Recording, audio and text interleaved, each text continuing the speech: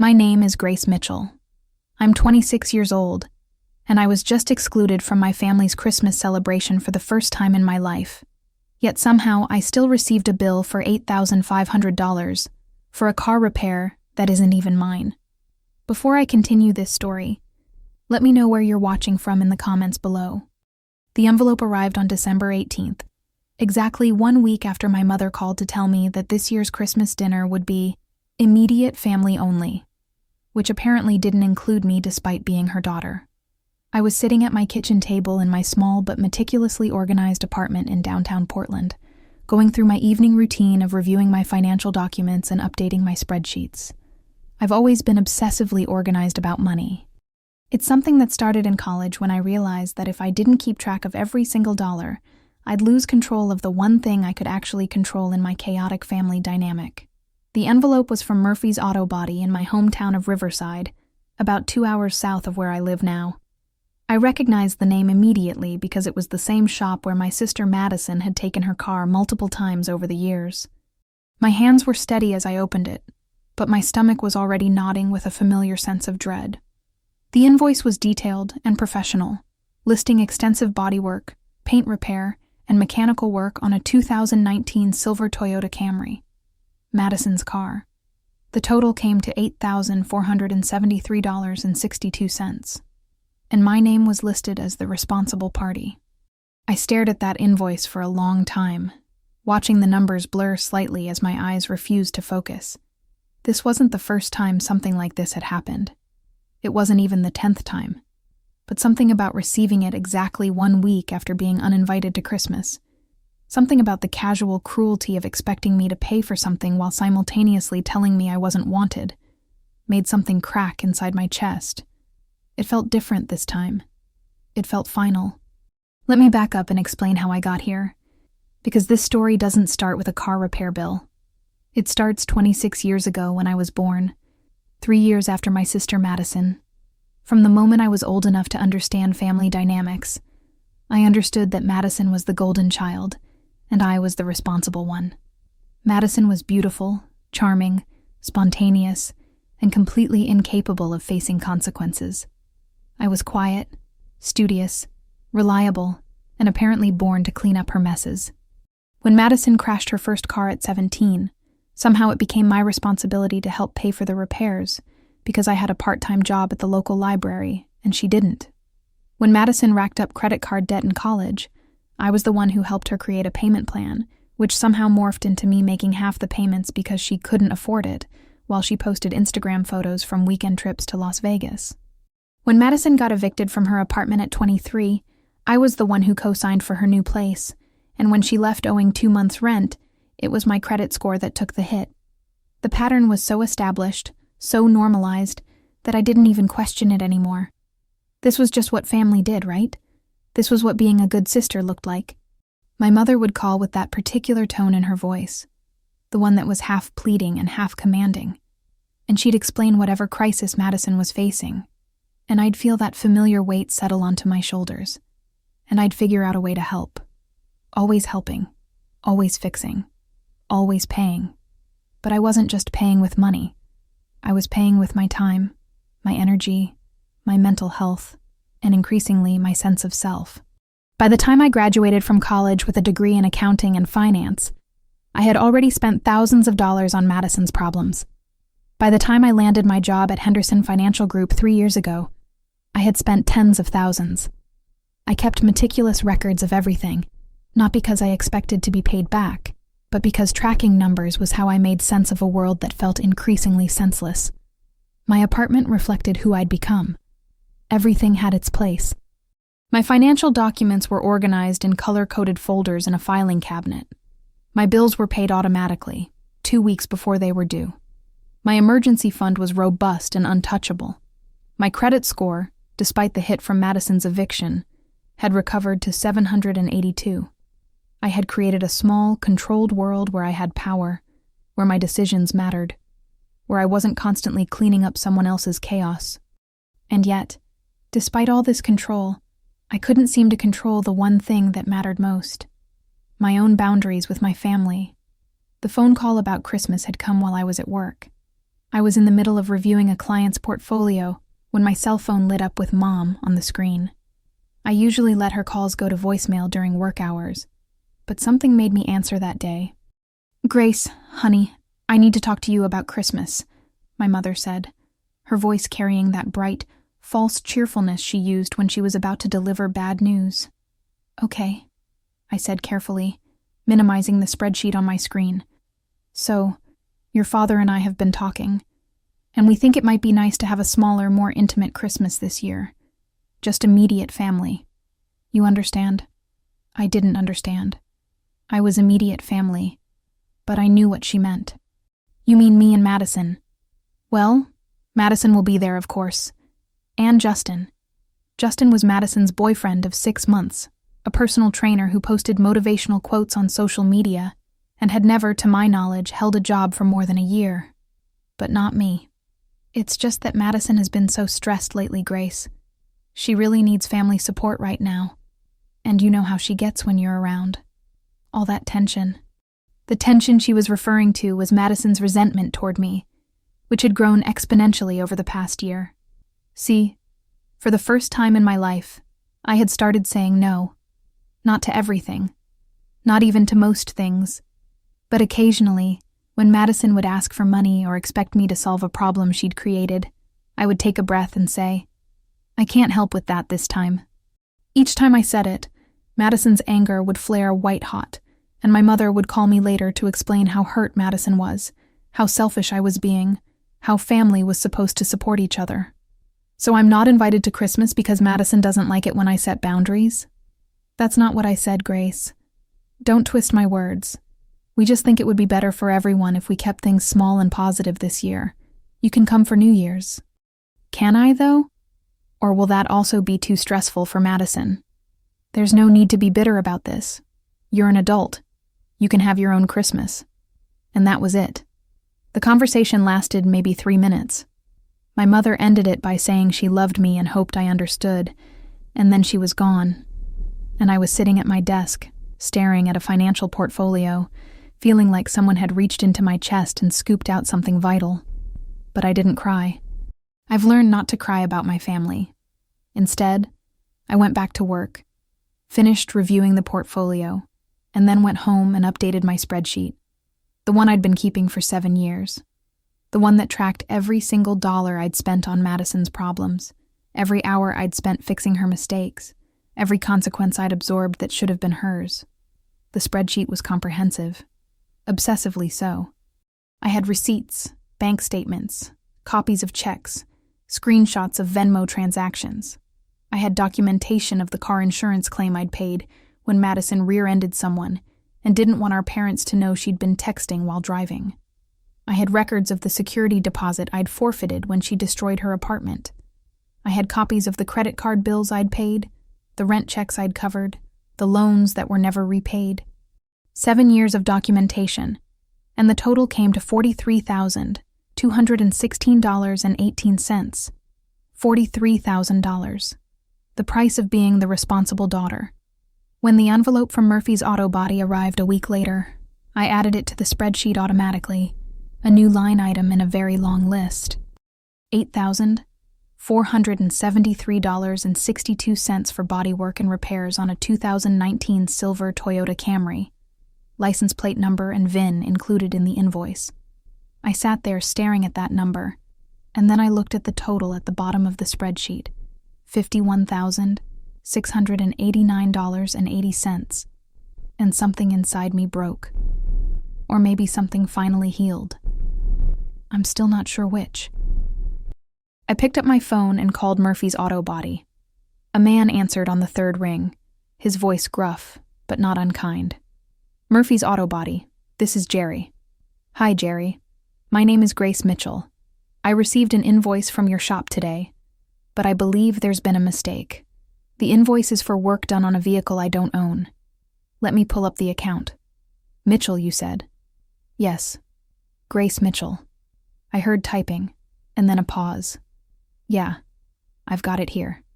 Silver Camry, extensive bodywork. Your name is listed as the responsible party. Who brought the car in?" More typing. "Madison Mitchell."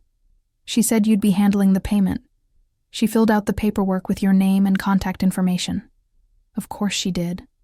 Jerry, I need to be very clear about something. I did not authorize this work. I don't own this vehicle. Madison is my sister, but I am not responsible for her debts. There was a long pause.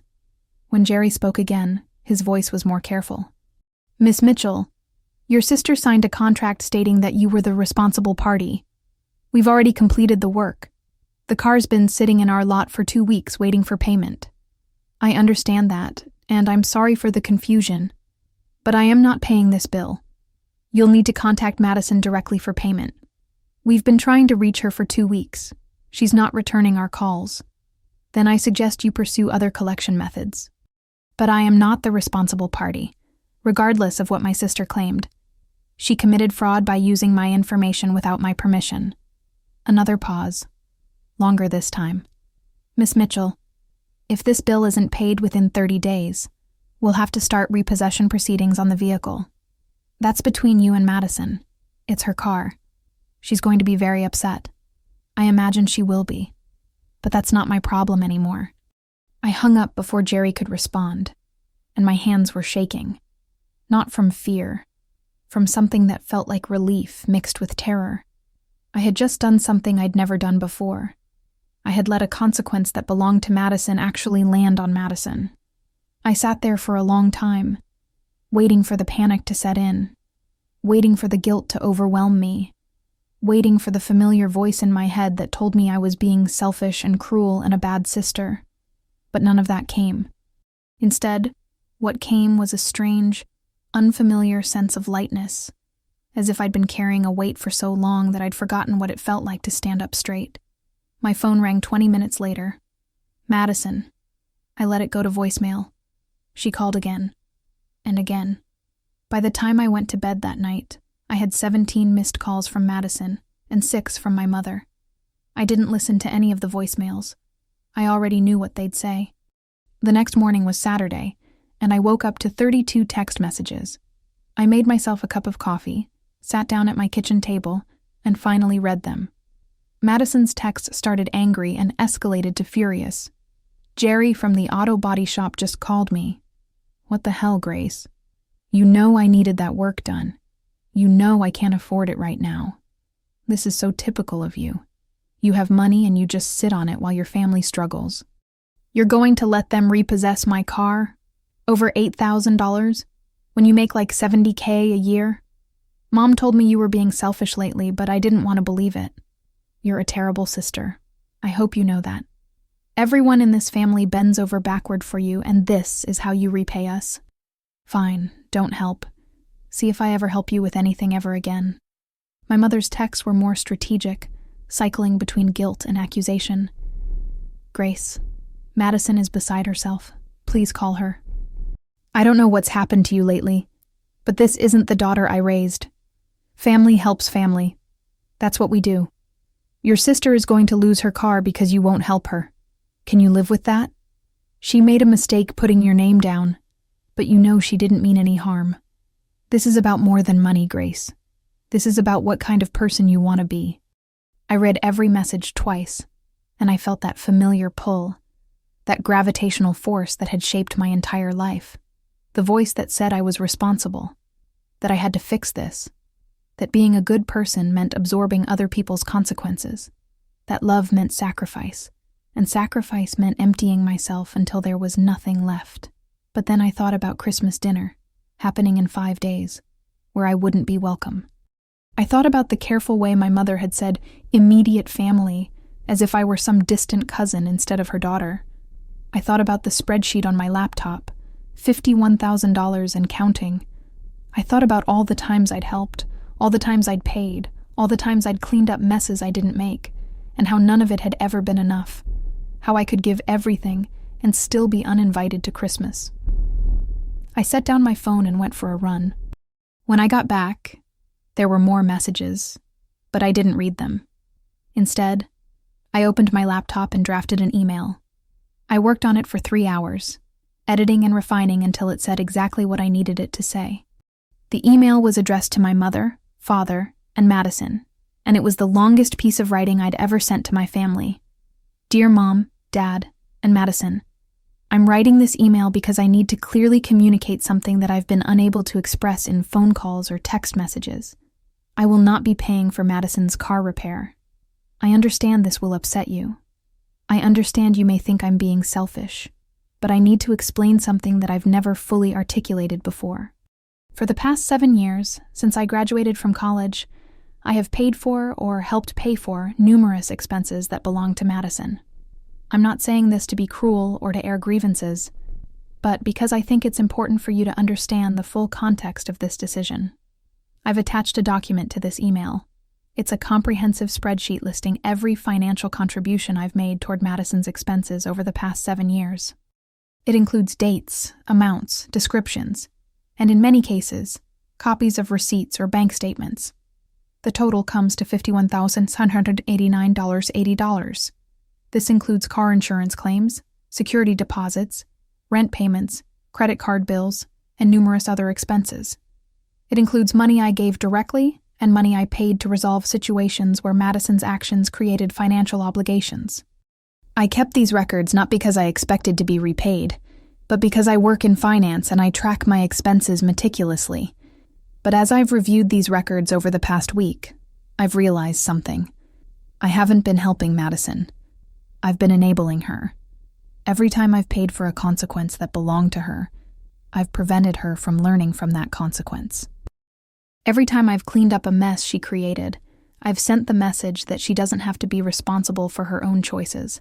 And every time you've asked me to help her, you've reinforced the idea that this is my job, my role, my responsibility. But it's not. Madison is 29 years old. She's an adult. Her choices and her consequences belong to her. When she took her car to Murphy's Auto Body and listed me as the responsible party without my permission, she committed fraud. She used my name and my credit to obtain services she couldn't pay for, and she did it without my knowledge or consent. That's not a sisterly mistake. That's illegal. I've been excluded from Christmas this year because my presence apparently causes Madison stress. I accept that decision, even though it hurts. But I cannot accept being excluded from Christmas while simultaneously being expected to pay for Madison's car repair. I cannot be too much of a problem to invite to dinner, but useful enough to solve financial problems I didn't create. So here's what's going to happen. I will not pay this bill. Murphy's Auto Body will pursue collection through Madison directly. If she doesn't pay, they will repossess the car. Those are the natural consequences of her choices, and I'm not going to prevent them anymore. I know you're angry with me. I know you think I'm being cruel, but I'm not being cruel. I'm being healthy.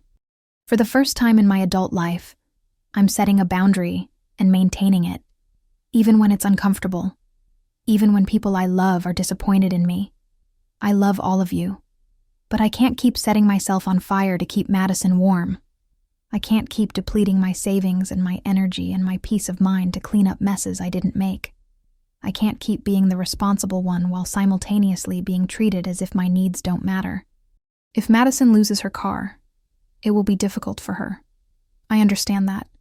But difficulty is sometimes how we learn. Consequences are sometimes how we grow. And my job as her sister is not to prevent her from ever facing difficulty or consequences. That's not love. That's just preventing growth. I'm not trying to hurt anyone. I'm trying to stop hurting myself. I hope we can move forward from this, but that will require acknowledging that the current family dynamic is not sustainable. It will require Madison taking responsibility for her choices. And it will require all of you recognizing that I am not an unlimited resource to be tapped whenever convenient. I'm happy to have a conversation about this if you're willing to listen. But I'm not interested in being lectured about how selfish I am, or how I'm abandoning the family. I'm interested in building actual healthy relationships based on mutual respect, not one-sided sacrifice. I hope you have a lovely Christmas. Grace. I attached the spreadsheet, took a deep breath, and hit send before I could second-guess myself. The response was immediate and explosive. My phone started ringing within 5 minutes. My mother. I declined the call. She called again. I declined again. Then Madison called. Then my father. Which was unusual because my father almost never called me about family drama. He preferred to stay out of it, which was its own form of enabling. I turned off my phone and went to the gym. I spent 2 hours there, running until my legs ached and my mind was clear. When I got home and turned my phone back on, I had 43 missed calls and 71 text messages. I made myself dinner first. Grilled chicken, roasted vegetables, quinoa. I ate slowly, deliberately, tasting every bite. Then I poured myself a glass of wine, sat down at my kitchen table and started reading. The messages were worse than I'd expected. Madison, you kept a spreadsheet? What kind of psycho keeps a spreadsheet of every time they help family? This is insane. You're insane. I can't believe we're related. Madison, and BTW, half of those expenses you listed were gifts. You offered to help. You didn't have to. So don't act like I forced you. Madison, Mom and Dad are so hurt right now. I hope you're happy.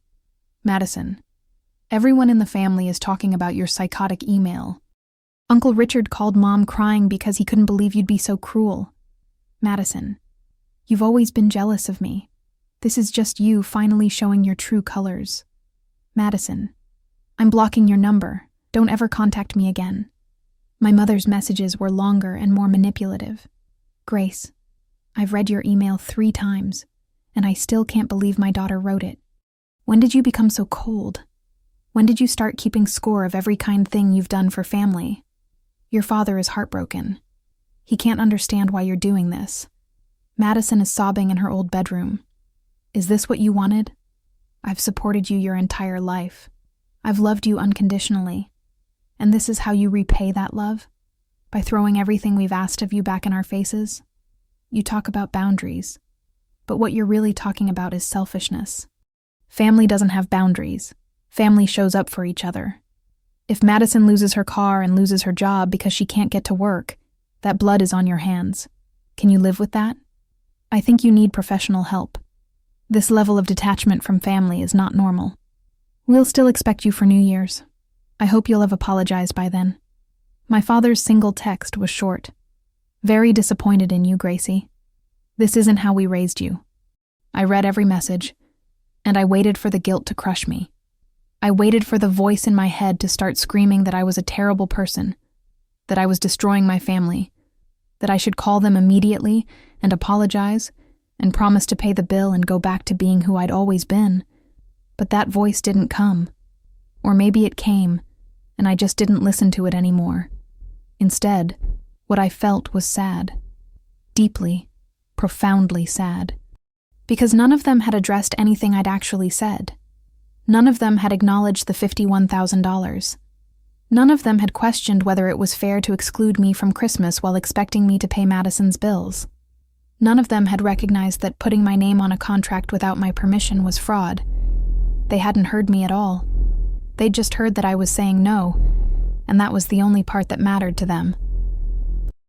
I finished my wine and drafted one final response. This time, a group text. I understand you're upset. I'm not expecting you to agree with my decision. But I need you to understand that this decision is final. I will not be paying for Madison's car repair. I will not be discussing it further. If you'd like to have a respectful conversation about our family dynamics and how we can build healthier relationships, I'm open to that.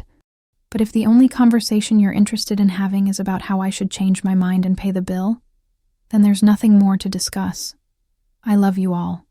I hope you have a beautiful Christmas. I sent the text, and then did something I'd never done before. I muted all their notifications, not blocking them, just muting, so I could choose when and if to engage, rather than being bombarded constantly with their anger and manipulation. That night, I slept better than I had in months. The next few days were strange. Christmas was 4 days away, and for the first time in my life, I had no obligations. No shopping to finish, no dishes to prepare, no family dynamics to navigate. I was completely alone, and it felt like standing in the eye of a hurricane. This bizarre calm surrounded by chaos. I went to work on Monday and Tuesday, and nobody there knew anything was wrong. I was the same Grace I'd always been at work. Competent, organized, thorough, professional. My colleague Amanda asked what I was doing for Christmas, and I told her I was taking some personal time, and she didn't press further. On Wednesday, December 23rd, I received a voicemail from Jerry at Murphy's Auto Body. I listened to it during my lunch break. "Miss Mitchell, this is Jerry from Murphy's. I wanted to let you know that we've pursued collection with Madison Mitchell, and she's informed us that she has no way to pay the outstanding balance. We'll be initiating repossession proceedings today. The vehicle will be towed from her residence tomorrow morning. I wanted to give you the courtesy of a heads up in case she reaches out to you. Have a good holiday." I saved the voicemail. Then I unmuted my family's messages to see if they'd said anything in the past 2 days. They had. "Madison, they're repossessing my car, Grace, on Christmas Eve. I hope you're proud of yourself. Madison, I'm going to lose my job. I won't be able to get to work. I'll lose my apartment. This is all your fault. Madison, Mom says you still won't help. What happened to you? When did you become so hateful? My mother. Madison's car is being repossessed tomorrow, on Christmas Eve. She's devastated. The whole family is rallying to help her, to see if we can come up with the money. But it's such a large amount. If you change your mind, if you remember what it means to be family, please call me." My mother. "Your Aunt Linda is lending Madison $3,000.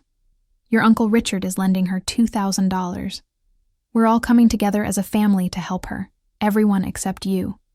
Do you see the difference between you and the rest of us?" I stared at those messages for a long time, and then I did the math. 3,000 from Aunt Linda, 2,000 from Uncle Richard. That was $5,000 toward an $8,500 bill. They still needed $3,500, and they were waiting for me to provide it. This was a coordinated pressure campaign. Look at how everyone else is helping. Look at what a good family does. Look at how you're the only one not participating.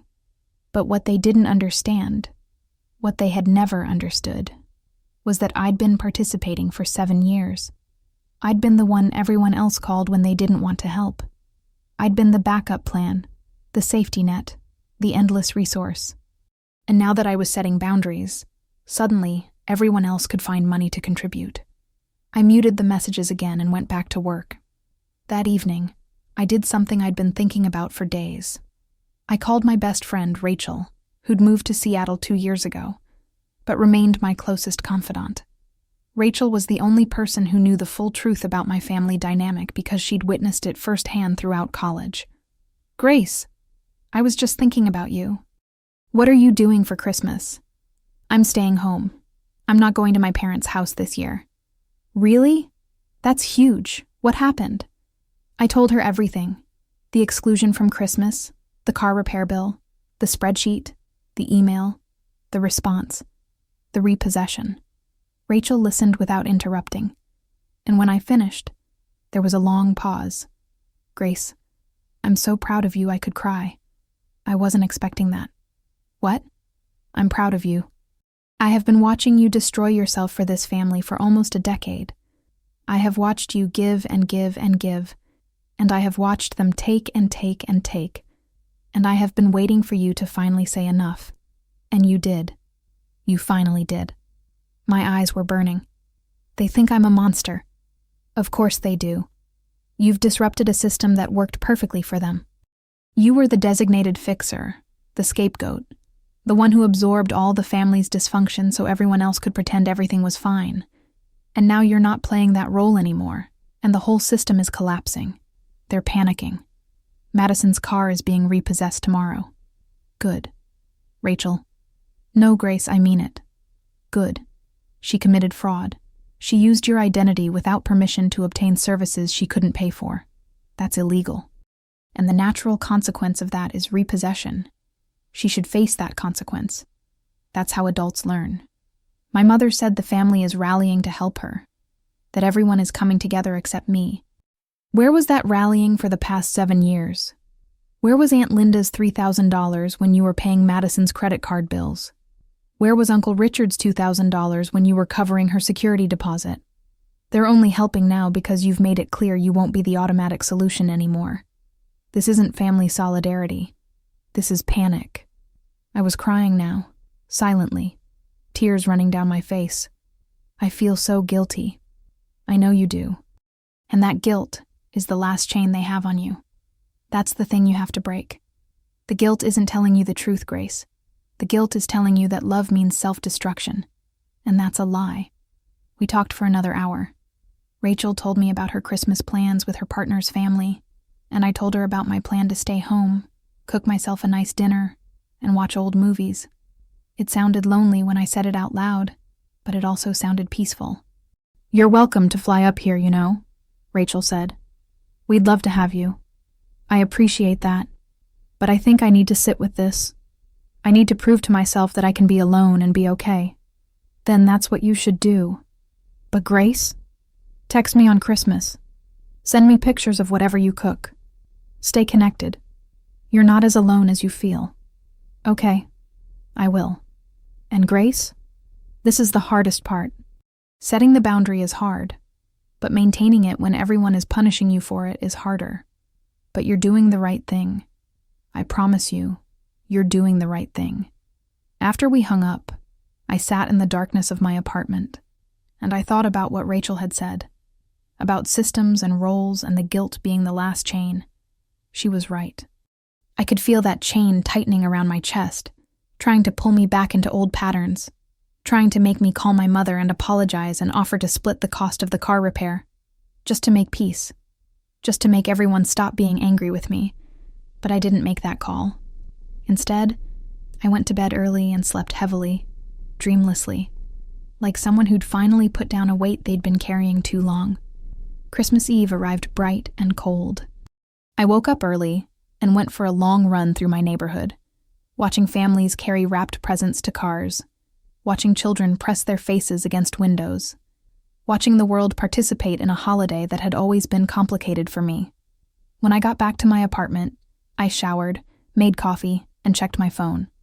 The repossession had happened. The messages were volcanic. Madison. They took my car at 7 a.m. 7 a.m. on Christmas Eve. I watched them tow it away while all my neighbors watched. I have never been so humiliated in my entire life. This is your fault. You did this to me. Madison. I hope you enjoy your Christmas knowing you destroyed mine. Madison. Mom's right. You need therapy. You're sick. Normal people don't let their family suffer like this. My mother. I just held my daughter while she sobbed for 2 hours. She watched her car get repossessed on Christmas Eve. I cannot fathom how you can live with yourself. What has happened to your heart, Grace? Where is my compassionate daughter? My mother. We're still $3,000 short of getting the car back. We need $3,500 to pay the bill and the repossession fees. Your father and I can't afford it. Please, I'm begging you. Don't let your sister's Christmas be ruined because of pride. My father. This has gone far enough. Call your mother and work this out. Family is more important than being right. And then, surprisingly, a message from my Uncle Richard. Grace, I know there's a lot of history here I'm not aware of. Your mother showed me the spreadsheet you sent. I had no idea you'd been helping Madison so much. For what it's worth, I think you're making a good choice. Sometimes people need to face consequences. Don't let them guilt you into backing down. Love you, kiddo. I read Uncle Richard's message 3 times, and something in my chest loosened slightly. One person. One single person in my family who heard me, who acknowledged what I'd said, who supported my boundary. I responded to him, "Thank you, Uncle Richard. That means more than you know. Merry Christmas." Then I muted everyone else again and set my phone aside. I spent Christmas Eve doing exactly what I wanted. I went to the grocery store and bought ingredients for an elaborate dinner. Filet mignon, asparagus, potatoes au gratin, a nice bottle of wine. I came home and decorated my apartment with lights and candles. I put on Christmas music and cooked slowly, methodically, enjoying every step of the process. I thought about other Christmas Eves, the chaos at my parents' house, the tension, the last-minute crises, the year Madison forgot to buy presents for anyone, and I stayed up until midnight wrapping mine so she could give some away as if they were from her. The year Madison got drunk and started a fight with our cousin, and I spent 3 hours managing the aftermath. The year Madison crashed her car on the way to Christmas Eve dinner, and I had to leave my own family gathering to pick her up. This Christmas Eve, there was no chaos, no crisis, no emergency I had to solve. There was just me, in my apartment, cooking a meal I'd chosen, listening to music I liked, existing peacefully in my own space. I ate dinner at my small kitchen table, and I toasted to myself. To boundaries, I said to my empty apartment, and to finally choosing myself. I sent Rachel a picture of my dinner plate, and she responded immediately with heart emojis and Queen in all caps. I smiled at my phone and felt less alone. That night, I watched old movies and fell asleep on my couch, and when I woke up on Christmas morning, there were more messages, but this time, I didn't feel compelled to read them immediately. I made coffee first. I opened the single present I'd bought myself, a first edition book I'd been wanting. I sat by my window and watched the neighborhood wake up to Christmas. Only then did I check my phone. The messages had shifted in tone. The anger was still there, but now it was mixed with something else. Desperation. My mother. Merry Christmas, Grace. I love you. I wish you were here. Please call me today. Let's not let this situation destroy our family. Madison. It's Christmas, and I have no car and no way to get to work when break is over. I don't know what to do. If you've ever cared about me at all, please help me fix this. My father. Merry Christmas, Gracie. Hope you're well. Would be nice to hear from you. And then, a message from someone I hadn't expected. My maternal grandmother, who was 83 and usually stayed out of family conflicts. Grace, dear, I've heard about what's happening. I want you to know that I support you. I've watched your mother and sister take advantage of your kindness for years, and I'm glad you're finally standing up for yourself. You were always my brave girl. Don't let them bully you into backing down. Love you. Merry Christmas. I cried reading that message. My grandmother, who'd always seemed so fragile and uninvolved, had been watching, had seen, had understood. I called her immediately. Grandma? It's Grace. Oh, sweetheart, Merry Christmas. Merry Christmas. I got your message. Thank you. I meant every word. You're doing the right thing, even though it's hard. Everyone's so angry with me. Of course they are. You've stopped letting them use you. People don't like it when their free resource disappears. She said it so matter-of-factly that I almost laughed. You knew? You knew what was happening? Darling, I've been watching your mother coddle Madison since Madison was born. And I've been watching you clean up the messes since you were old enough to hold a checkbook. I've said something to your mother a few times over the years, but she doesn't listen to me. She thinks I'm old and don't understand modern parenting. Why didn't you ever say anything to me? Because you needed to come to this realization yourself. If I'd told you 10 years ago that your family was using you, would you have believed me? Or would you have defended them? She was right. I would have defended them. I would have said she didn't understand. That family helps family. That I was doing it because I loved them. How did you know I'd finally set boundaries? Because you're smart and strong. And eventually smart, strong people recognize when they're being exploited. It just takes some of us longer than others. I'm proud of you, Grace.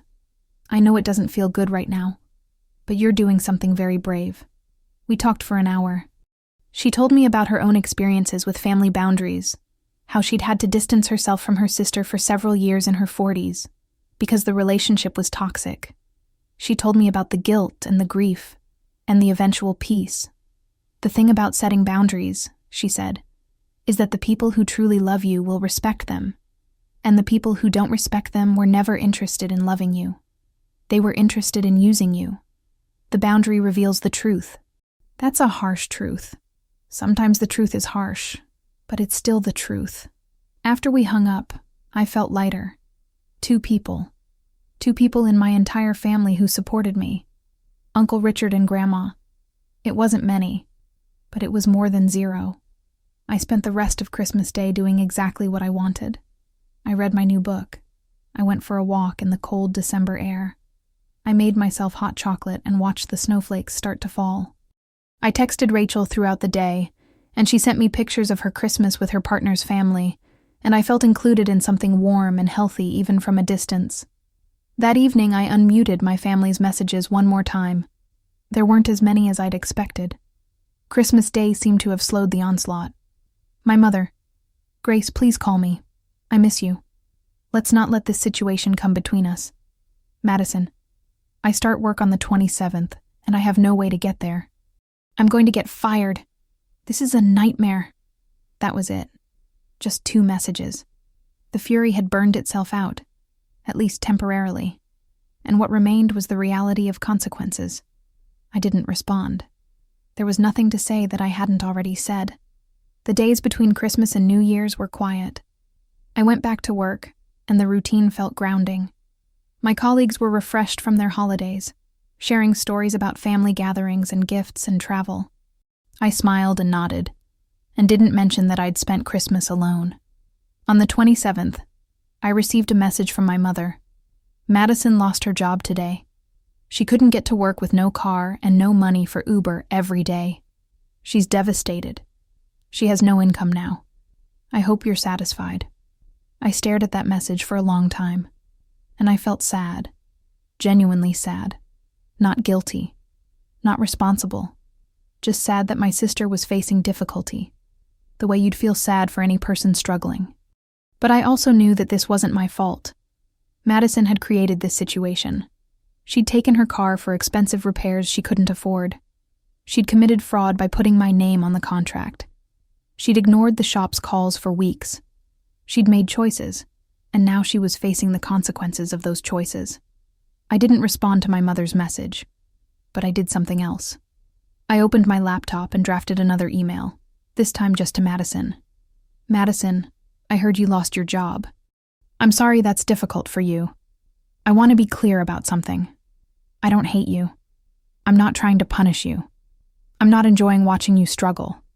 But I am no longer willing to prevent you from facing the consequences of your choices. For your entire adult life, someone, usually me, has stepped in to fix things when you make decisions that don't work out.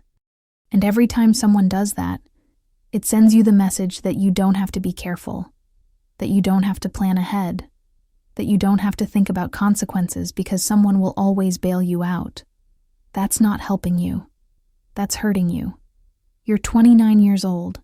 You're smart and capable. But you've never had to prove that to yourself because you've never had to fully face difficulty alone. There's always been a safety net. And that safety net has prevented you from developing the skills you need to actually navigate life successfully. I understand you're angry with me. I understand you feel like I've abandoned you. But what I've actually done is stop enabling you. And I know the difference, even if you don't yet. You're going to figure this out. You're going to find a way to get to a new job, or find a job you can get to without a car. You're going to budget and save and eventually get your car back or get a new one. You're going to face these challenges and overcome them. And when you do, you'll have done it yourself. You'll have proven to yourself that you're capable. And that gift, the gift of knowing you're capable, is something no one can give you. You have to earn it. I hope someday you'll understand why I made this choice. I hope someday we can have an actual relationship built on mutual respect instead of codependency. But that can only happen when you start taking responsibility for your own life. I love you. I wish you well. But I'm not going to save you from yourself anymore. Grace. I sent the email and felt a strange sense of finality. I'd said what I needed to say. Whether Madison heard it or not was up to her. New Year's Eve approached, and I had a decision to make. My mother had said they'd expect me for New Year's. That implied I was still invited, that this was my chance to reconcile, to show up and pretend everything was fine and gradually slip back into old patterns.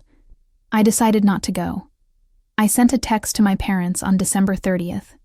I won't be coming for New Year's. I need more space and time to process everything that's happened. I hope you have a wonderful celebration. I love you both. My mother's response was immediate. I see. So you're cutting us out of your life completely. This is what choosing pride over family looks like, Grace. I hope you don't regret this decision. My father didn't respond at all, but my grandmother did. Good for you, darling. Enjoy your new year however you'd like. Come visit me sometime in January. I miss you." I made plans to spend New Year's Eve with Rachel, who was flying down to Portland for a long weekend. When she arrived on the 30th, she hugged me so hard I could barely breathe. "You look different," she said, studying my face. "Different how?" "Lighter. Less burdened. Like you've been carrying something heavy and finally put it down." She was right. I did feel lighter. The constant anxiety that had hummed beneath my skin for years. The anxiety of waiting for the next crisis, the next phone call, the next problem I'd have to solve, was gone. Or at least quieter. We spent New Year's Eve at my apartment, cooking an elaborate meal and talking for hours. Rachel asked me how I was really doing, and I told her the truth. "I'm sad," I said. "I'm sad that my family can't see me as anything other than a resource. I'm sad that setting a simple boundary caused this much destruction. I'm sad that I'm not welcome at family events unless I'm useful. But underneath the sadness, there's this other feeling. Relief, peace, freedom. The sadness will fade," Rachel said. "The freedom is what stays." At midnight, we toasted to new beginnings, to boundaries, to choosing ourselves. And I felt, for the first time in years, like I was starting a year that belonged to me. January arrived cold and clear. I went back to work, threw myself into projects, started seeing a therapist that my insurance covered. The therapist, Dr. Sarah Chen, was in her 50s and had a direct, no-nonsense approach that I appreciated. In our first session, I told her everything. She listened without interrupting, taking occasional notes, and when I finished, she set down her pen and looked at me. "You know what's interesting?" she said. "What?" "You've described an extremely dysfunctional family system. You've detailed years of financial exploitation. You've explained that you were excluded from Christmas while still being expected to pay bills, and you've told me about setting your first real boundary. But through all of that, you keep asking me if you did the right thing. You keep waiting for me to tell you that you're not a bad person. I guess I do. Grace, let me be very clear. You are not a bad person. You are not even a slightly questionable person. You are a person who was assigned a role in a dysfunctional family system, and you played that role for years because you were taught that love means self-sacrifice. What you did, setting a boundary and maintaining it despite massive pressure, is one of the healthiest things you could have done. Then why do I still feel so guilty? Because guilt is the emotion dysfunctional systems use to maintain control. Your family taught you that saying no means you're selfish, that protecting yourself means you're cruel, that having boundaries means you don't love them. None of that is true. But you've been programmed to believe it for 26 years. Unprogramming takes time. Over the next few weeks, I worked with Dr. Chen to understand the family dynamics I'd grown up in. She introduced me to terms like scapegoat and golden child, and codependency, and enabling. She helped me see that my family wasn't just occasionally unfair to me. They'd created an entire system where I existed to absorb dysfunction so everyone else could avoid consequences. The thing about these systems, Dr. Chen said in one session, is that they're incredibly stable until someone refuses to play their role. Then they collapse. That's what's happening now. You've refused to be the scapegoat, and the system is collapsing and everyone's panicking because they don't know how to function without you absorbing all the problems. Will they ever understand? Will they ever acknowledge what they did? Some people do. Some people are capable of growth and change. But you can't wait for that to happen before you start living your life. You can't stay stuck in dysfunction, just hoping that someday they'll realize and apologize. You have to move forward, whether they come with you or not. Throughout January, my family's messages became less frequent. The anger had burned itself out, and what remained was occasional attempts at reconciliation that felt hollow. My mother, "I'm sorry we fought. I miss you. Can we talk?" But when I called and tried to have an actual conversation about boundaries and family dynamics, she'd get defensive and say, "I don't want to rehash the past. I just want to move forward." Moving forward, I realized, meant pretending nothing had happened and going back to how things were. And I couldn't do that. Madison didn't message at all. The silence from her felt like its own form of communication. She was done with me now that I wasn't useful. but I also received unexpected support from other corners. My grandmother called regularly just to check in. Uncle Richard sent me a text every week or so, nothing serious, just thinking of you, kiddo, or hope work is going well. These small gestures mattered more than they knew. In February, I got a message from my mother that surprised me. Madison got a new job, part-time at a coffee shop. She's taking the bus. I thought you'd want to know. She's really struggling, but she's trying. I responded, I'm glad she found work. I hope things improve for her. My mother wrote back, she's had to grow up a lot in the past 2 months. It's been hard to watch. But maybe you were right that she needed to face some consequences. I don't know. I'm still angry with you.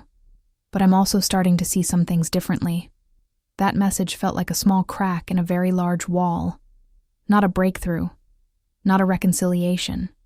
Just the tiniest acknowledgement that maybe my perspective had some validity. I didn't expect anything more than that. I was learning to accept that my family might never fully understand what they'd done, might never fully apologize, might never become the family I wish they were. And I was learning to be okay with that. By March, I'd settled into a new rhythm. I was seeing Dr. Chen weekly. I was spending more time with friends, rebuilding connections I'd neglected during years of being consumed by family crisis. I'd started dating someone I met through work, casually. Nothing serious yet, but something that felt healthy and reciprocal. My apartment felt like a sanctuary. I'd redecorated, removing some of the hyper-organized elements that reflected my need for control and adding softer, more comfortable touches. Plants, art, cozy blankets. Things that felt like self-care rather than survival. In April, I received an email from Madison. It was short. Grace, I read your email from December about 30 times. I was too angry to respond before. I'm still pretty angry. But I also think maybe you were right about some things. I've been going to therapy. My therapist said I should reach out to you, not to ask for anything, just to tell you that I'm working on myself. So that's what I'm doing. I'm working on myself. I got a full-time job at the coffee shop. I'm saving money. I'm taking the bus, and it sucks, but I'm doing it. I'm learning to be responsible for my own stuff. I don't know if we can fix our relationship. I don't know if I want to try yet. But I wanted you to know that I heard what you said, and I'm trying to change. Madison.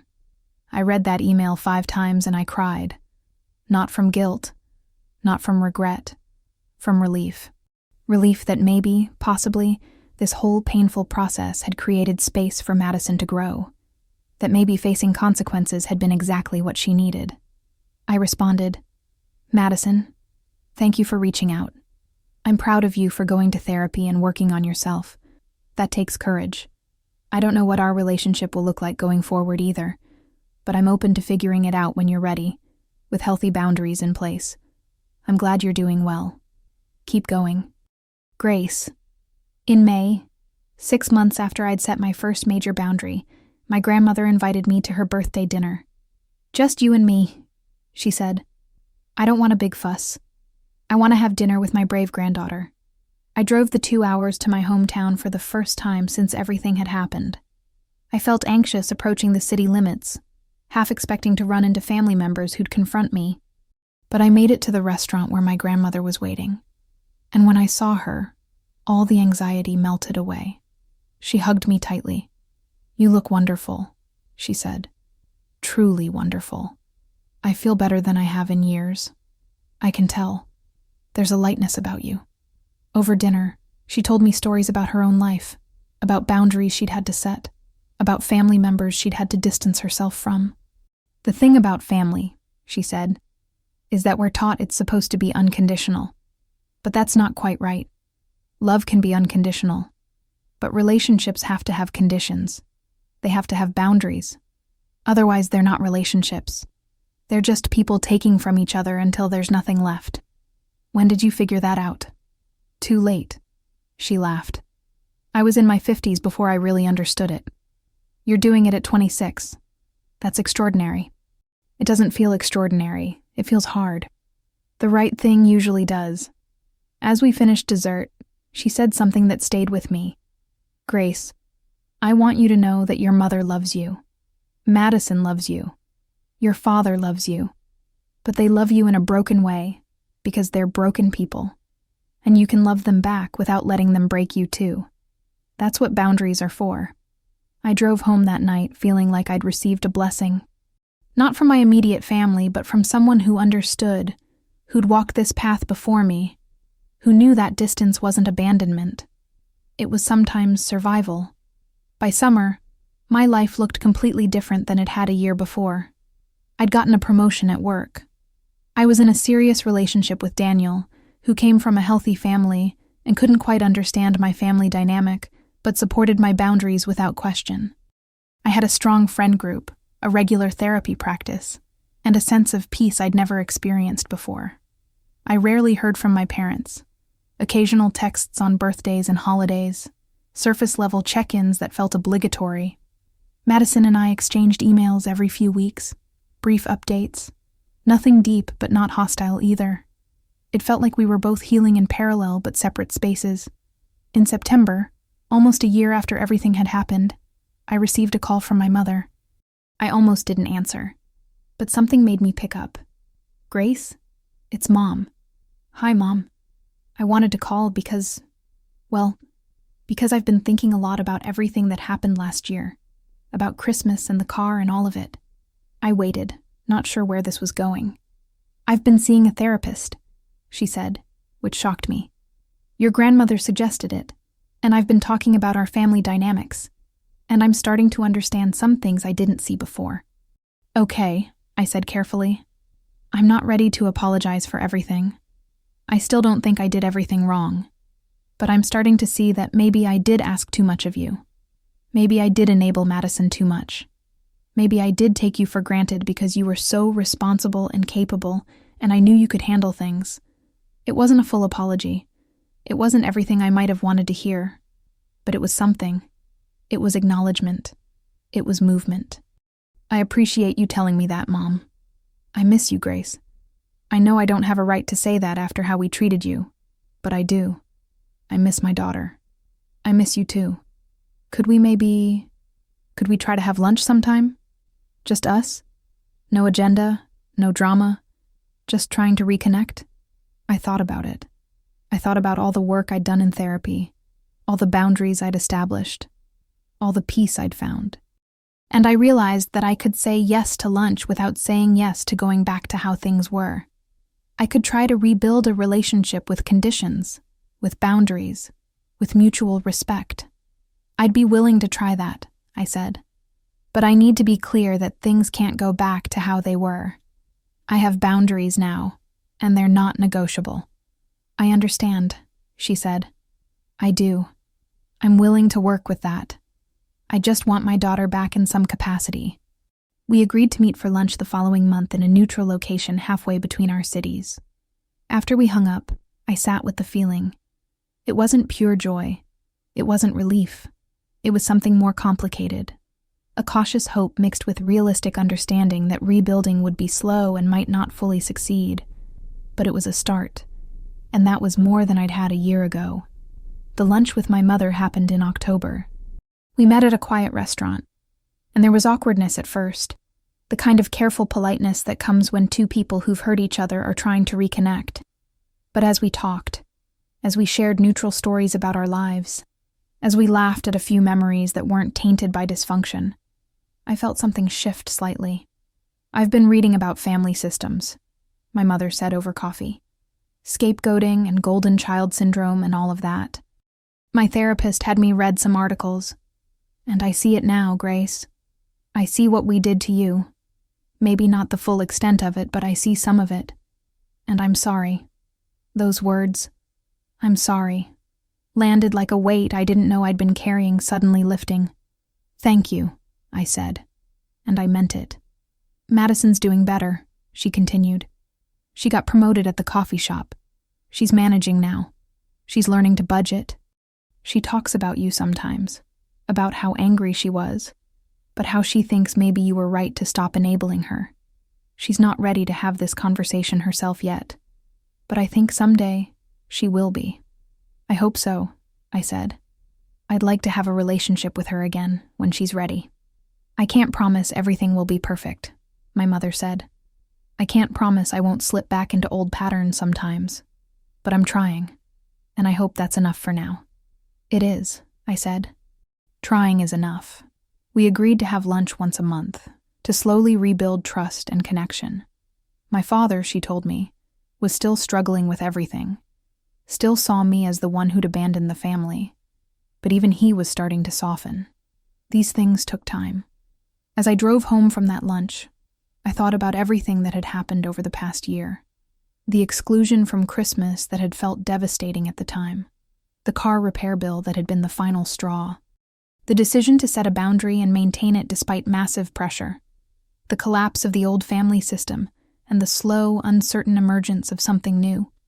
I thought about the $51,000 I'd spent over 7 years, and how I'd never get that money back, but how I'd gotten something more valuable. Myself. My sense of self-worth. My understanding that love doesn't mean self-destruction. My knowledge that boundaries aren't walls. They're the outlines of relationships that actually work. I thought about the silence that had followed my boundary setting, the months where I'd barely heard from my family, and how I'd learned that silence wasn't failure. It was space. Space for healing. Space for growth. Space for everyone to figure out who they were, without the old dysfunctional dynamics holding everything together. And I thought about freedom. Real freedom. Not the freedom of being alone, but the freedom of being myself without apology, without constant sacrifice, without the crushing weight of other people's consequences on my shoulders. That Christmas, 1 year after the Christmas I'd been excluded from, I received an invitation to my parents' house. "You're welcome to come," my mother's text said. "No pressure, but we'd love to have you if you want to be there." I thought about it for a few days. I talked it through with Dr. Chen, with Daniel, with Rachel, and I decided to go, but on my terms. I'd come for dinner but leave afterward rather than staying overnight.